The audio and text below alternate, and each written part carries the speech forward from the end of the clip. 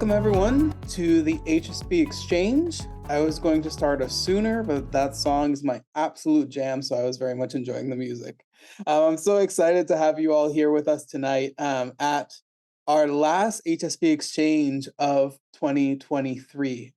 For those who are new to the Hispanic Summer Program, I'm so excited to welcome you. The HSP is a program that does year-round activities that support the flourishing of Latinx theological leaders. And for us, what that means is that we support Latinos, Latinas, Latinxs who use the tools of theology, ethics, and history to care for the world and make it a more just place by coming alongside communities on the ground in a variety of ways, whether as faculty members, as community organizers, as clergy, or wherever the world takes them. The HSP Exchange is an initiative of ours, a public scholarship initiative that started a few years ago that seeks to highlight the work of some of our incredible scholars, the scholars who teach in our programs, who lead our students in a variety of capacities. And tonight, I'm so excited to welcome Dr. Efraín Agosto and to thank Williams College, particularly the Latino Studies program, for being our co-host tonight. For those who don't know Dr. Agosto has taught several times at the Hispanic Summer Program Summer Session, where he has taught courses in New Testament, Latino Studies, and everything and the like. He has had an illustrious career as a dean in multiple institutions, as a professor of New Testament, and currently he is at Williams College, where he is the Bennett Boskey Distinguished Visiting Professor in Latino Studies. Tonight, we are so excited to have Dr. Agosto present on some of the newer research that he's been engaging now that seeks to put in conversation two individuals who had to negotiate empire, Paul of the New Testament and Pedro Albizu Campos, the leader of the independence movement in Puerto Rico. So without further ado, Dr. Agosto, I'm so glad you're here to lead our final exchange of the season. Thank you very much, Jorge, and I am so pleased that all of you are on this, like at around 6:45, where Jorge and I were chatting, about getting started. It was 2 or 3 people, and I said, "Oh, it'll be a nice small group," and then all of a sudden, there's a flood of you, including many of you that I know. So thank you for coming on. I'll give a shout out to one, and at risk of, but David Puerto from Puerto Rico is here, and I know I haven't seen him for years. Another very fine New Testament scholar, and it's good to see you on there. And others of you that I know, and I'm not, identify you, me disculpa. Yes, I'm here at Williams College. Is my office here. For those of you who know Jacqueline Hidalgo, this used to be her office. And when I started at Williams, if I can do a little personal privilege before I get started, when I started at Williams in fall of 2021, fall of 2021, Jackie had become an associate dean, and he arranged for me to come as visiting professor for 2 years in religion and Latinx studies. And then I stayed on for this year with this to just focus on Latinx studies and teaching religion through that lens. And Jackie now has moved on to University of San Diego, and so the office is mine as long as I'm here. And now you're viewing a little piece of it. I'm not completely moved in, but it's good to be with you all. I want to thank the Latinx Studies program at Williams College for co-sponsoring this event with HSP. As Jorge said, I taught at HSP. I can count them in one hand 5 times, or Villanova this summer will be my 5th time. Puerto Rico in 1994, Duke in 2007, and Doma in San Antonio and Chicago, 2014, 2018, I think it was 2019. So HSP is close to my heart for the longest time, and I'm honored that I'll be teaching again this summer, including the 35th anniversary, which is wonderful.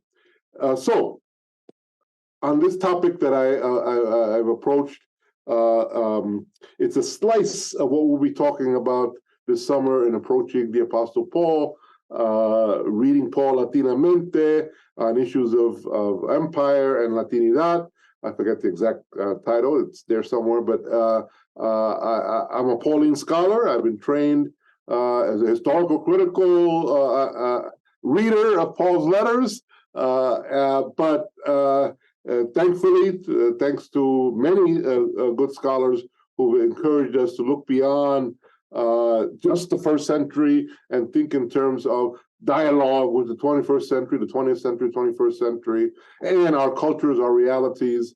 That's what's been happening with me for the last maybe 20 years, actually. And then about 2015 or just before that, I read Nelson Dennis' a book, War Against Puerto Ricans, and he had several key chapters on Pedro Abuizo Campo, including a line in there somewhere where Pedro was called the apostle of Puerto Rican independence. And I said, wait a minute, why not put a conversation, the Apostle Paul, my sort of realm of study in New Testament studies, with the apostle of Puerto Rican independence and see what happens, right? And so several published pieces later, and I just heard word about 2 weeks ago that I got a research grant from the Louisville Institute to do archival research, to go to Puerto Rico, to go to Center for Puerto Rican Studies, to go to Hartford and look at archival materials on Abuizo Campo, just to dig deeper on the issue, not just Paul and Abuizo, which is, I've been working for a while, but also the religion of Abuizo. What were the religious foundations of his work? And I'll tell you a little bit about that this evening as well. So I'm very excited. You'll hear more about this if you take the summer class, and you'll hear more about this when I do some of that Louisville archival research. And my dream really is to write a theological biography, if you will, a religious biography of Pedro Abuizo Campo in English. There's not a lot necessarily in English available to the English-speaking community, and I want to be able to, if possible, to produce something. So you hear more about this hopefully in the near future. But let me get to it. I'm going to share the screen with a presentation. You'll get a chance to hear La Voz de Pedro Abuizo Campo briefly, and in a video that doesn't unfortunately have him visually speaking, but you can hear him and see pictures of him. But let me start. Let me make sure I get the right share here. Let me start. This is that, but my topic is colonized apostles putting Pablo and Pedro in dialogue, and there you see a picture of him. And of course, this painting, by the way, I believe it's a Rembrandt painting of the Apostle Paul. So we have a classic picture of Pedro Abuizo Campo and this painting, this rendition of Paul writing letters that Rembrandt, I believe, produced. I think it was Rembrandt. I should check, but I think it is. So we'll have this conversation. I want to start with Paul and ask the question about Paul's understanding of empire, right? You know this passage. It's a debatable passage because it seems like Paul is, in fact, defendiendo the empire. Let every person be subject to the governing authorities, for there's no authority except from God. Those authorities that exist have been instituted by God. Therefore, whoever resists authority resists what God has appointed, and et cetera, et cetera. And this passage has been used, for example, most recently by Attorney General Jeff Sessions to defend the actions on the border as legal, and crossing the border as illegal, and the caging of children as legal, because after all, the Apostle Paul said in Romans 13 that you have to respect the authorities. And so it's a contested text, all kinds of arguments to sort of understand it, namely in light of what he says next in the passage, the insistence that regardless of how we relate to the empire, we being Roman Christians in Rome, who have to deal with the reality of the empire at their doorstep, the one interpretation is this is an encouragement to stay out of jail, an encouragement to do what you got to do to keep Rome at bay, but in the meantime, you love one another, And you realize that in the long haul, the empire will pass on. Salvation, the ultimate eschatological salvation, verse 11 there, is nearer to us than when we first started this venture as Christ believers. And so for Paul, eschatology supersedes empire and its ultimate control. And so his answer, ultimately, to the power of empire and its overarching control, including of Christ believers, is the eschaton and the apocalyptic reality that he believed in, assumed Christ's return. So there's this nuancing of this passage that Jeff Sessions or anybody else really, or anybody else in government, really, in conservative government, really pays attention to, as is often the context, the larger context of saying, yeah, do what you got to do with regard to the empire, is the notion of love and concern for each other, and the fact that this too shall pass. Not the best answer, but it's the one in that context that Paul offered. However, Paul himself, as we know, often behaves as if he's imperial, right? We've got this passage here from 1 Corinthians where he orders silencing of women in his Corinthian congregation, namely, as Antoinette Weyer argued 25 years ago, most likely Corinthian women prophets who are speaking and taking agency in Corinth, as was their right as Christ believers and as leaders, as gifted individuals, which Paul talks about gifts in 1 Corinthians 12. Well, here he silences them and puts them out of order in that congregation as a way to create order. So he was not, immune from practicing imperial control over his congregations, as many of us who study Paul realize.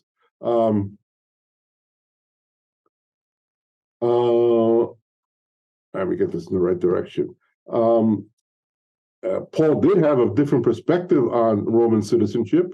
In Philippi, one of his congregations questioned him about the role of their enactment of Roman citizenship in Philippi.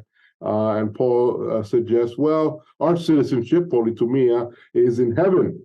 Again, the sort of otherworldly perspective that he tended to have and teach his congregations, so that if in Philippi they were worried about their belief in another savior, a soter, that wasn't the emperor, that is another Lord, another Kyrios, Jesus Christ, they should not worry, because ultimately, whatever they have to do in the here and now, there's this ultimate reality that Paul was trying to teach them, including a citizenship, not a Roman citizenship that was temporary, but a heavenly citizenship. So that's another kind of argument that he has, again, with empire, again, noting the future aspects of it, rather than the here and now. Heavenly citizenship for Paul superseded what can be done in this life. It seems to be his argument. And then finally, if I can, which way am I? I got to go the other way. Paul talks about imprisonment. Most Pauline scholars don't think that this passage in Philippians 1:19-26 refers to his imprisonment in Rome. They think that he was imprisoned several times by the empire in different parts of his imperial work, of his missionary work, his apostolic work. But this is one of those times where wherever he was in prison, he's hoping for release, so he argues, so he can visit the congregants in Philippi. So he expects the release here, but at one point, of course, that release did not come. Whether it's this imprisonment that he references, that might have been in Rome, most likely it wasn't. But a future imprisonment in Rome, of course, did not lead to freedom. And second century writers claim that eventually he was executed in Rome during the Nero's reign. including indeed during tumult and fires in Rome. Nero ordered execution of several Christ believers and their leaders, Paul among them, is this sort of analysis, although we can't know for sure. There's no record of Paul other than in the book of Acts being in Rome during the time of his letter writing career.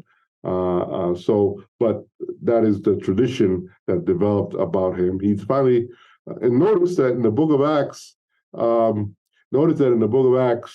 it ends. Yes, he's in prison, but it's kind of a loose house arrest, and he's still free to preach. And Book of Acts was written some 20 years after Paul wrote most of his letters, all of his letters. So the church itself in the first century didn't admit the fact that leaders like Paul, apostles like Paul, eventually fell at the hands of the empire. But the second century, of course, made that claim. So that's a picture, if you will, of the Apostle Paul. What about Pedro Albizu Campo? Let's listen to him a little bit. And here I want to share.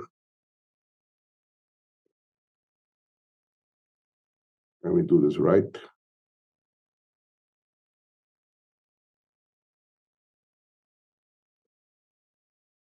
So I told Jorge that I might have here it is. Yes, sorry, Bob.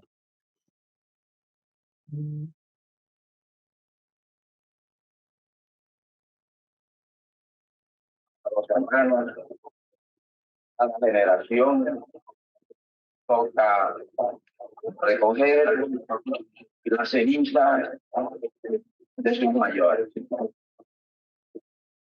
Aquellos que no veneran la ceniza de sus mayores son los verdaderos muertos, los que se distinguen en el cosmos porque son indignos de la personalidad humana. A nosotros este inmenso privilegio, con la devoción que nos une en el culto inmenso de la patria, en un momento crítico de su historia. Es el momento resolutivo de la patria. Estamos cansados de aguantar con paciencia una esclavitud denigrante. Estamos aburridos de la presencia de un despotismo y de todos sus símbolos. Nos da asco la presencia de hombres y mujeres que pretendan asumir autoridad en nuestra patria sin recibir el nombramiento de Puerto Rico. Estamos cansados de todo esto. Y estamos en la resolución de desafiar definitivamente toda esa tiranía.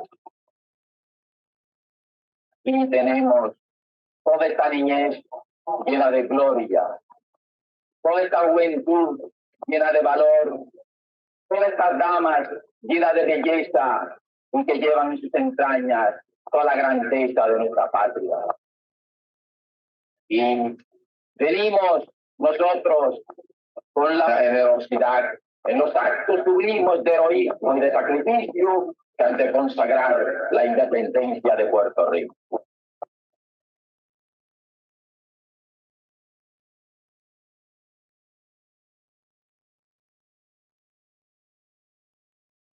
Muñecos que nos pasea por delante el enemigo, algunos nacidos en Puerto Rico, otros nacidos en Yanquilandia. Esos muñecos no nos impresionan. Son muñecos que como muñecos pasan y que el enemigo desprecia después que los descabeza. Los sienta en su falda, les hace hablar su idioma, les hace hablar su palabra, les hace decir lo que no les conviene. Y cuando se cansa de tenerlos sentados en su falda, los descabeza. Un momento. Es nuestro momento. Esta generación nuestra tiene un inmenso privilegio. El privilegio de sentirse fastidiada de la esclavitud. El privilegio de desafiar la esclavitud. El privilegio de desafiar la tiranía. Nuestra grandeza. ¿Por qué? Sepultarnos en un mundo de inmundicias, en un mundo de codicias materiales, en un mundo de sobornos, en un mundo de esclavos.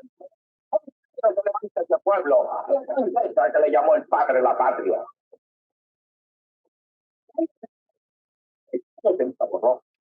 Aquí, como dijo el gran poeta hace un instante, se estremeció la tierra para que surgiera de ella un pétalo, para que surgiera de ella un capullo que quería ser la flor preciosa del alma más grande, la de Betante. ¿Dónde están los corazones aquí? ¿Dónde están los grandes de este pueblo? ¿Dónde están las hijas? Podrían ser la Virgen de Betante, con quien él corrió el riesgo para que ella, sus restos, vinieran aquí a ser sepultados aquí, a fecundar con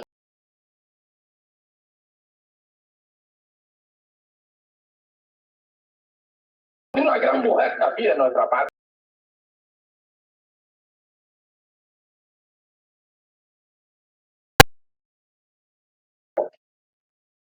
Merecen estos hombres tan bellas mujeres.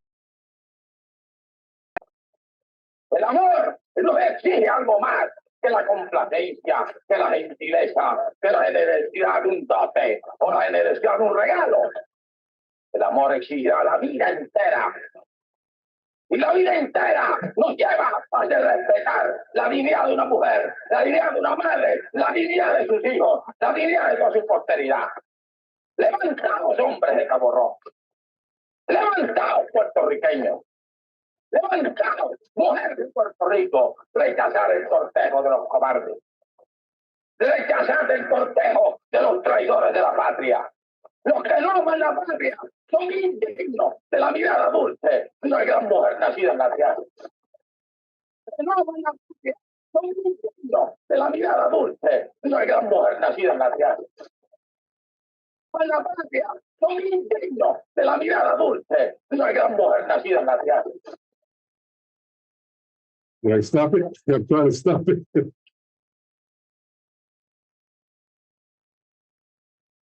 El imperio no quiere ceder. El imperio yanqui es fruto. Es un imperio regido por hombres cínicos y brutos. There it is. There it is. Yeah. So that's our guy for the night, for tonight. A little bit.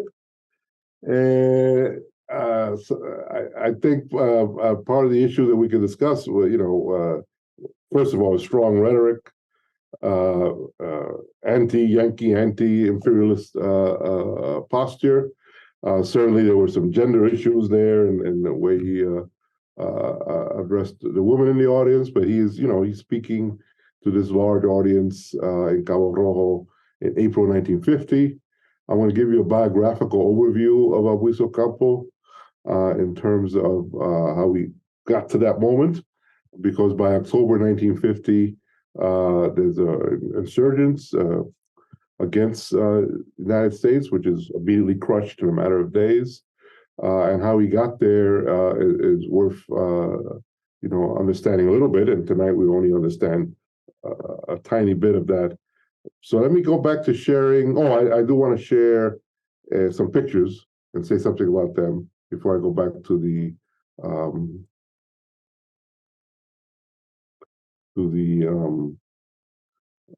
let me see, stop share. That's what I need to do. Stop share. And then, no, I need to, sorry, folks. Jorge knows.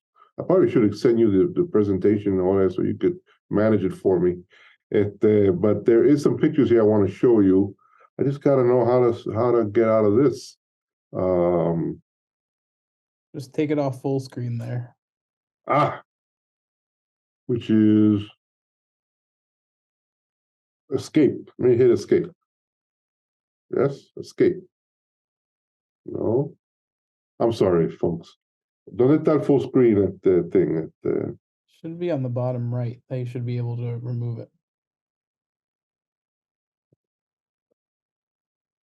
Ahí está. Just underneath there.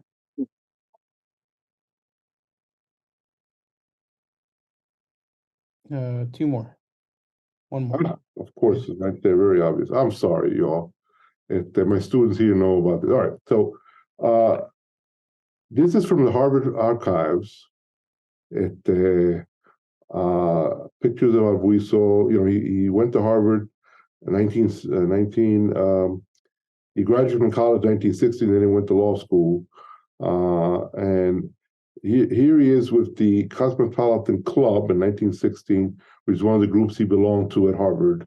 And I'll say a little bit more about the Cosmopolitan Club and their efforts to support the Irish Rebellion overseas during Buiso's time there. And he learned a lot about the role of the Catholic Church in helping Irish independence from England. This is his spouse, Laura Menenses, who was a PhD student at Radcliffe in biology, and they met and got married, and she went back to Puerto Rico with him. This is his 1916 class of Harvard, and you can see, you know, who's there and who's not, and then there's Pedro there in the corner. So you can see that he's immersed in this particular Harvard scene, 1916, and trying to, you know, do what he had to do. And this is the family. His daughter, Laura, también here, became a professor at one of the Puerto Rican universities. Laura herself, after his arrest, his final arrest, spent the final years of her life in Cuba, supporting that. I think she died in 1973. Buiso died in 1965. I'm not sure about the other children, but the daughter, Laura, became a professor. And there's a granddaughter, also Laura, who's a professor as well at one of the other schools. And I mean, Laura, the daughter, is also passed on.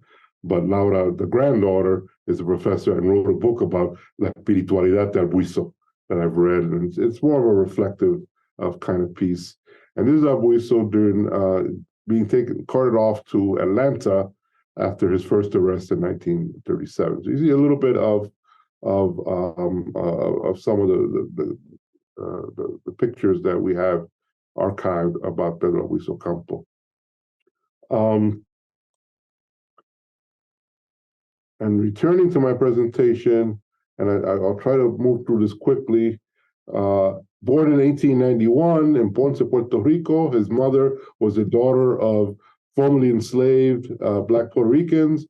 His mother worked for a well-to-do Basque family in Ponce, and Buiso was born of a relationship between Juliana and the son of that child, Alejandro Albuiso Romero. All right. His mother died when he was 4 years old. He went to live with an aunt.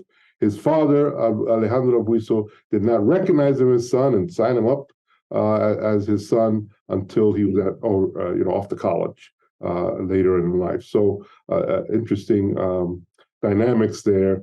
When Albuiso graduated from Harvard Law School in 1921 and returned, he had offers to go to work for law firms or work as a clerk for a judge. He decided to return to the island, set up shop as a sort of abogado for the poor there in Ponce, in his old neighborhood.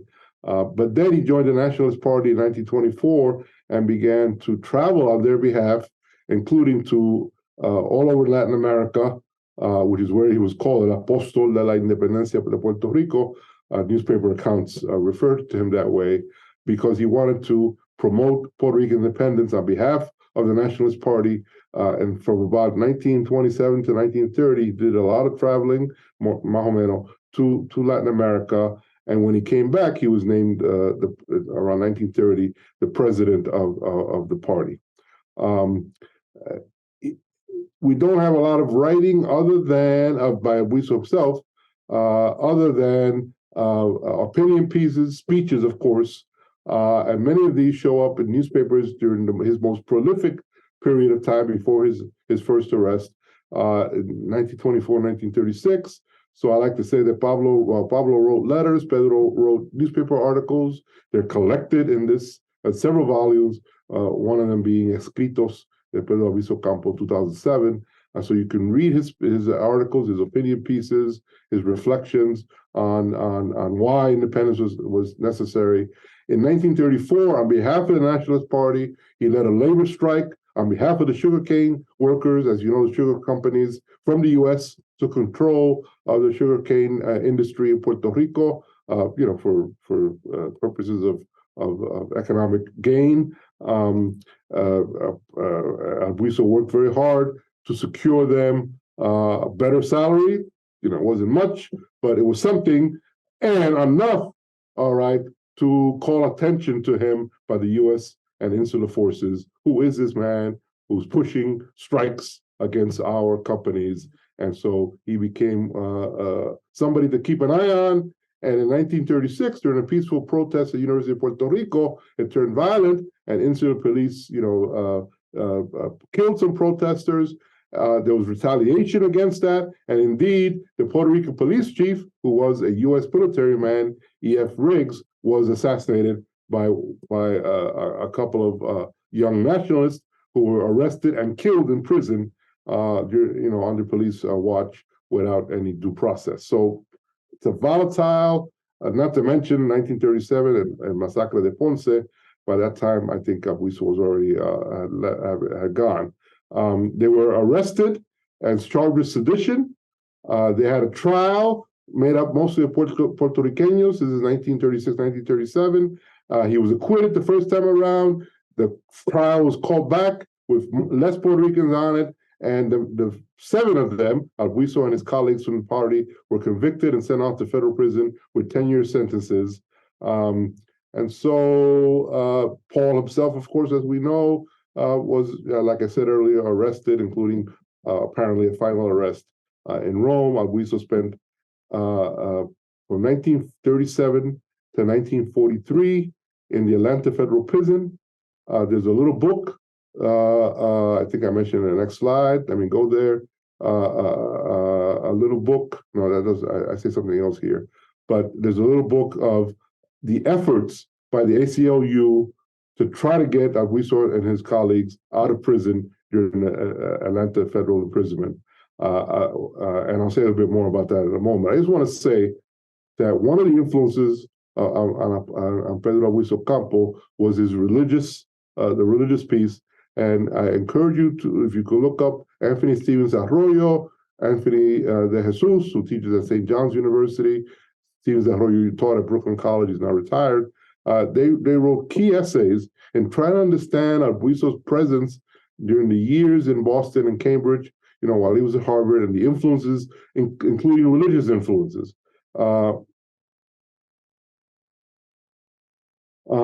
Irish Catholic priest influenced Albizu. That is, he started going to mass and engaged in social service work as a Harvard student.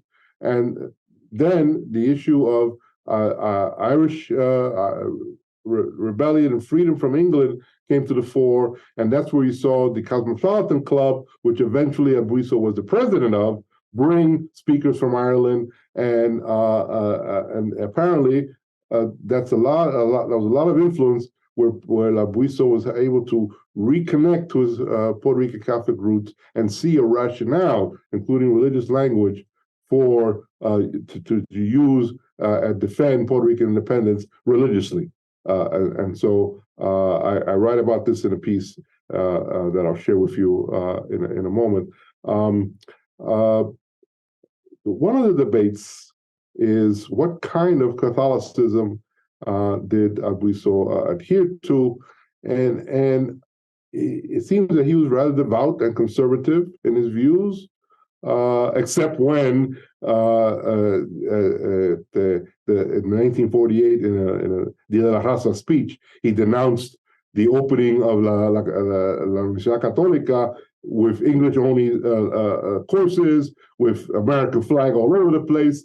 And so, he had his limits in terms of accepting recognized Catholicism, and was really more interested in a Catholicism that celebrated what it meant to be Caribbean. and a belief that eventually, if left to its own design, religious belief in Puerto Rico could go across the Caribbean and create a kind of Caribbean federation of Caribbean nations in an intercultural way with the help of Catholic, what he called this fusion of local expressions of culture and language that the Catholic religion allowed, according to Abuiso's understanding, more so than the emerging Protestantism that was coming to the island in the 20s and 30s. So an interesting, still debatable relationship to religion, but nonetheless, it influenced him. And as you heard in his speech, he had this kind of fervent preacher rhetoric that made him one of the great orators in Puerto Rican history. The Atlanta efforts are recorded in a little book called Abuiso Campo Preso en Atlanta, Correspondencia. Unfortunately, we don't have his correspondencia because that was blocked and probably destroyed, any efforts that he had, and letters to him were often stopped, including from Laura and others. But we do have the LCLU side of letters trying to get him free from this imprisonment in Atlanta as an unfair imprisonment. He is released in 1943 because he's sick and he needs to go to New York, the Columbus Hospital, to be treated. And finally, in 1947, when his term is up, when he's no longer under house arrest, and he secured some support from U.S., including religious supporters. There's a woman named Ruth Reynolds, who's a Presbyterian laywoman who helps organize, and David Corte Fuente might know about this, Presbyterians and other mainline Protestants in New York and elsewhere to support Puerto Rican independence. There is an association, Asociación de Independencia de Puerto Rico, made up of some denominational leaders in the states that Ruth Reynolds helped organize. And we have her correspondence, including with Abuiso, that has been it's archived in the Center for Puerto Rican Studies.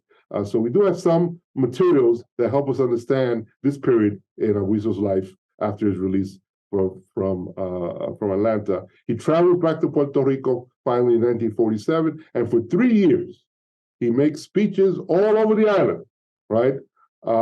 We know that, yes, in the book of Acts, Paul makes a lot of speeches, but at the end, he's still making speeches when we know he's been there for 30 years at the end of the book of Acts, or 20 years when Acts gets written. So they refuse to talk about his death, even though everybody knows about it. But Abuiso is making these tremendous speeches for 3 years. You heard part of one of them, and eventually he determines that enough is enough, and we need to do something more particular. By the way, during those 3 years of speaking around the island, Abuiso is recorded by the FBI. That's why we have that recording that I share with you. And there's another beautiful little book called La Palabra como Delito, which transcribes some of those speeches and shows how it was a setup.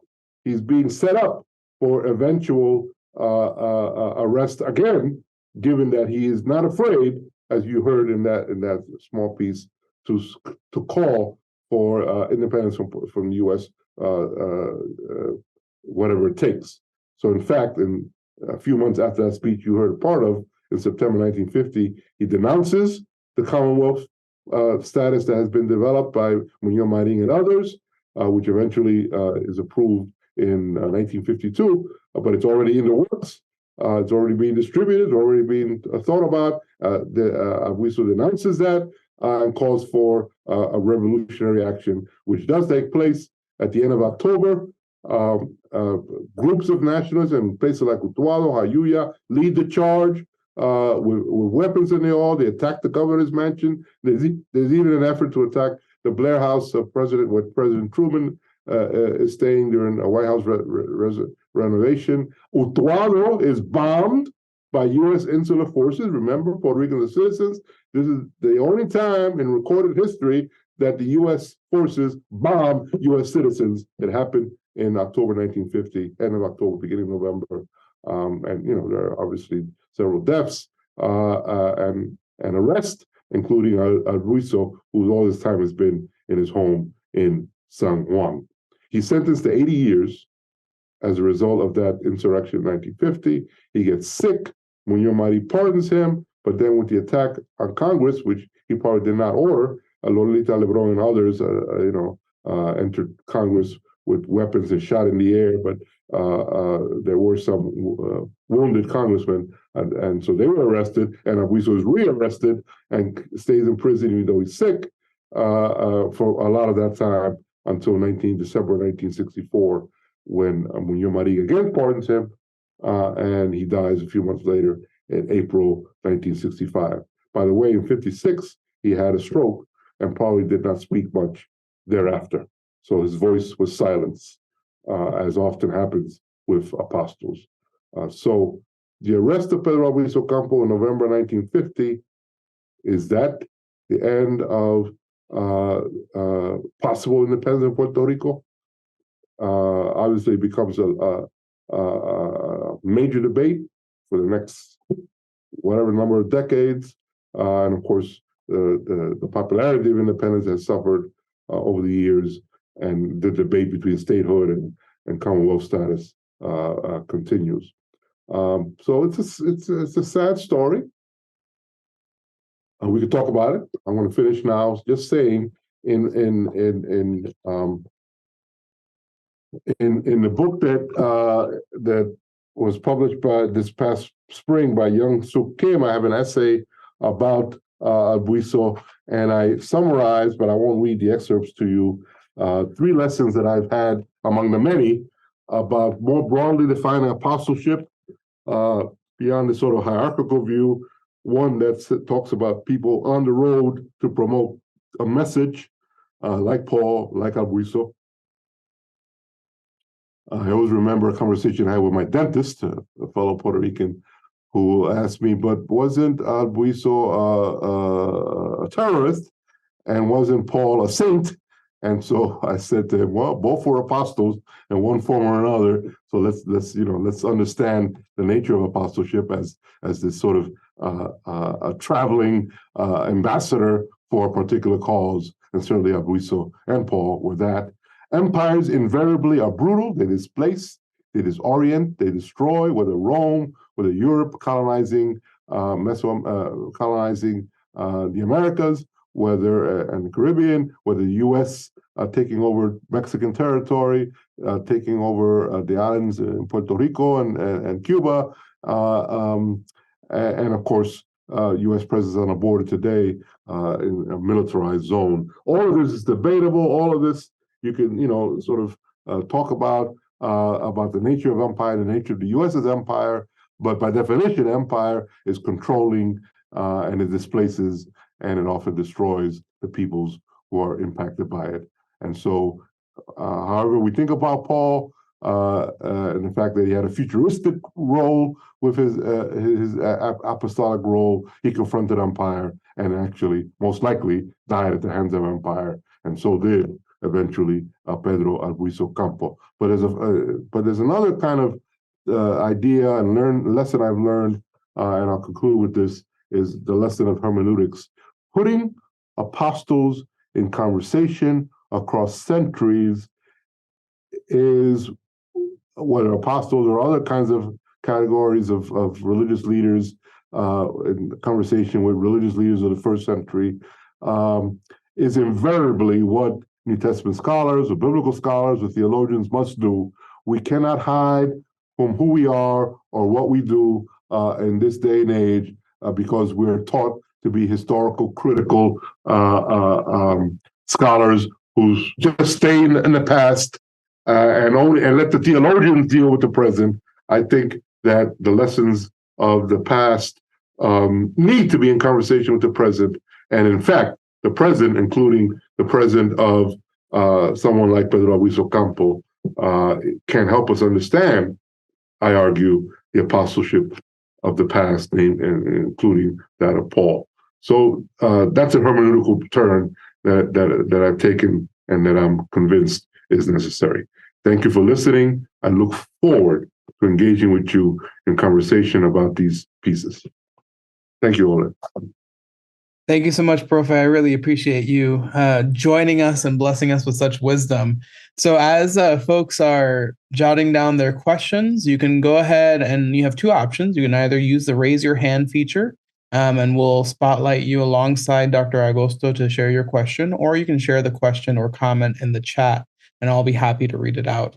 We have time for about 3 questions, not including my own, because I always have the privilege of asking the first one. And I want to go back to your dentist. And I'm really struck by this note of, wasn't Albizu Campos a terrorist? And the reason it stands out to me is because in this moment where we are in a renewed moment of political strife globally, and I'm drawn to the power of naming historical figures.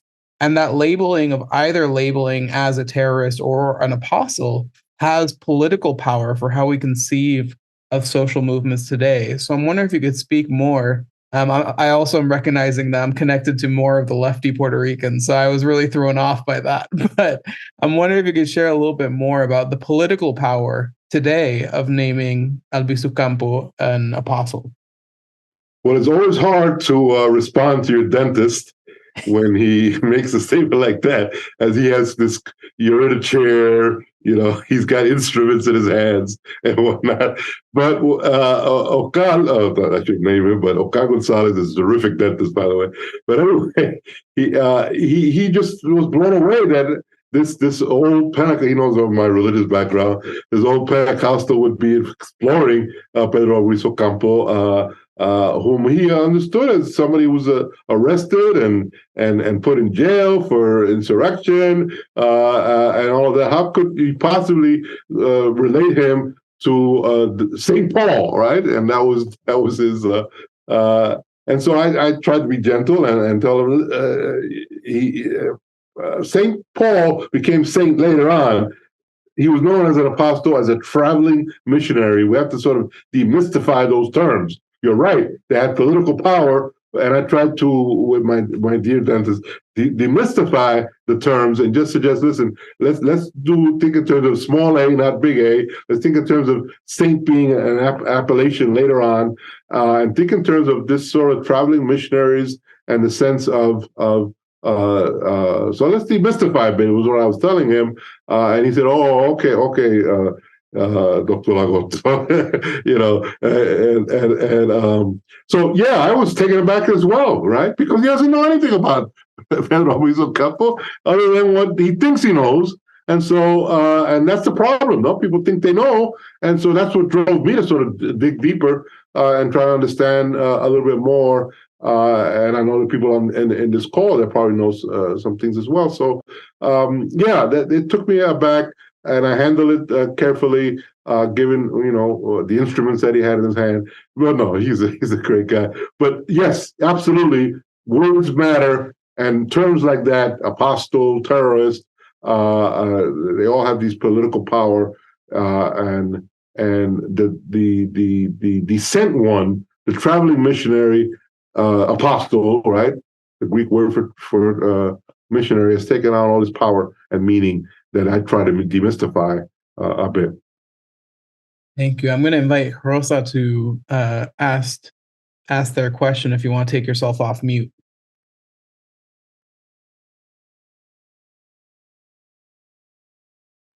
Rosa?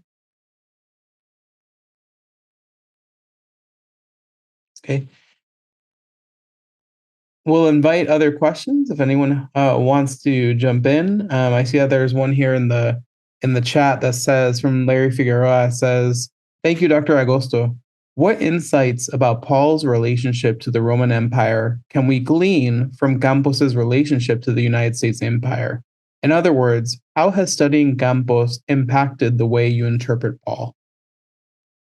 Yeah, no, that's an effort I'm in the midst of sort of elaborating on in this piece, and I'll maybe I'll put in the chat or somewhere the bibliographic note suggests that I've learned to understand that Paul had a muted relationship to the empire, and that in the end, in other words, he tried to manage it, right, for the good of his gospel communities and their survival in light of his confirmed conviction that the end was near, Christ was going to return, and it didn't matter all this control and this power that the empire had.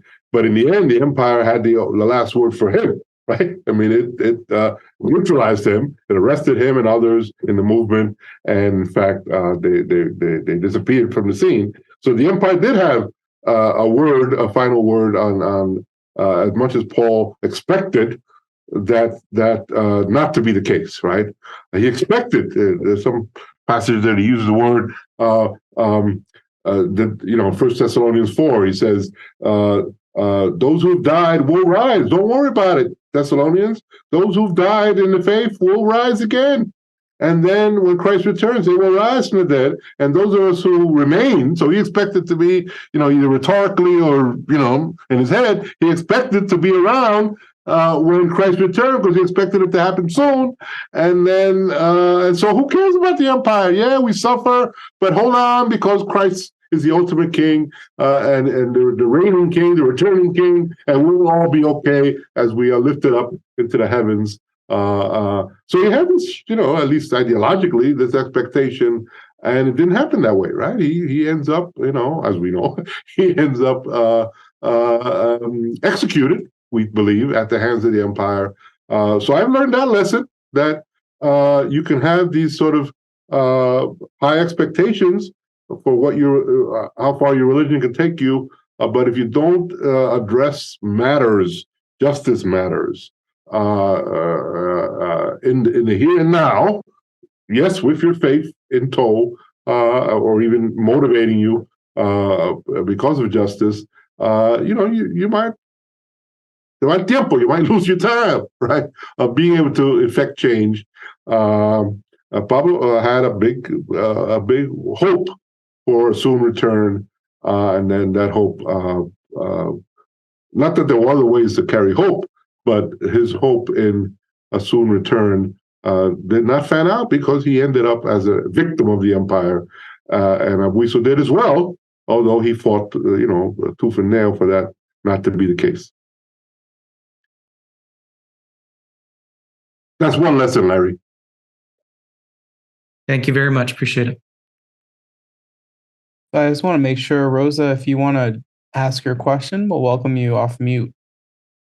If you are able to, just give you a second.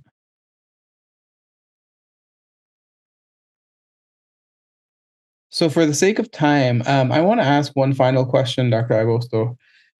As you know, at the Hispanic Summer Program, we're constantly interested in the mentoring and formation of Latino, Latina, Latinx students who are going to be and are already leaders for the next generation. As you think about your work and the implications of this work, what is one takeaway lesson for this next generation of leaders that stems from your presentation? Thank you. I think the immediate, as you asked the question, and as I think of it in good old Pentecostal style, the immediate reaction that I have to that question is we need not be afraid of challenging traditional biblical methods of research because they've hurt us in the past from doing the right thing for our communities, right?